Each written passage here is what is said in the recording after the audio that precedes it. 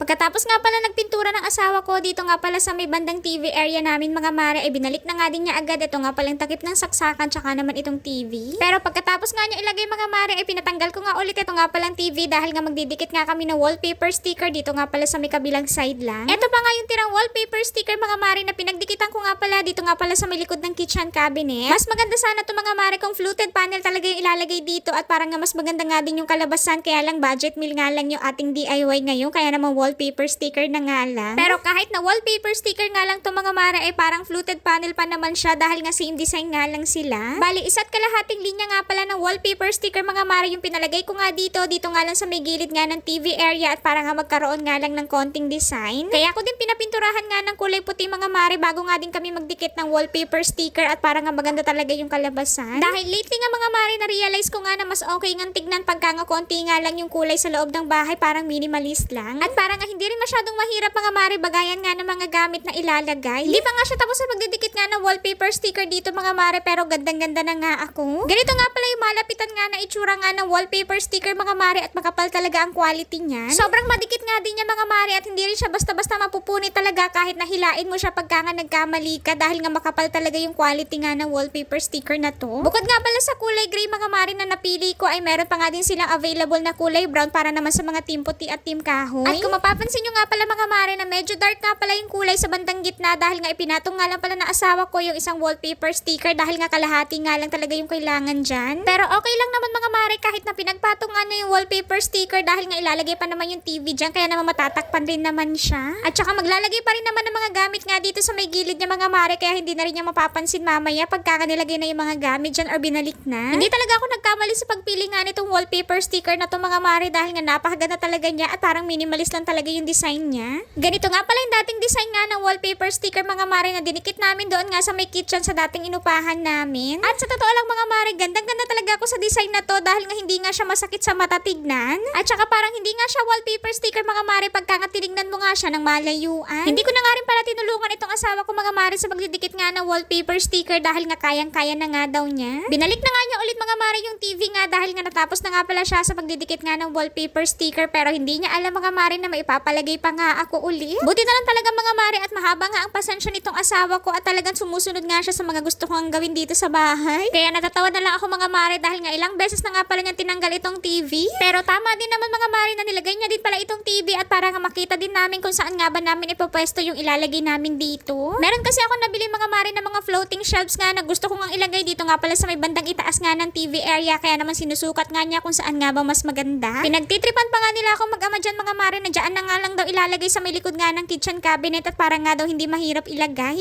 Dahil pagka nga doon pa nga daw sa may pader mga mare ay gagamitan pa nga daw ng barena. Pero ayan na nga mga mare, fast forward na nga at natapos na nga din pala siya sa pagbabarena. At syempre mga mare, bibitinin ko nga din kayo ulit at papakita ko nga pala sa inyo yung final results nga ng pagmi-makeover natin dito nga pala sa may TV area bukas. Kaya alam nyo na mga mare at hanggang dito na lang ulit yung aming video. See you on my next vlog.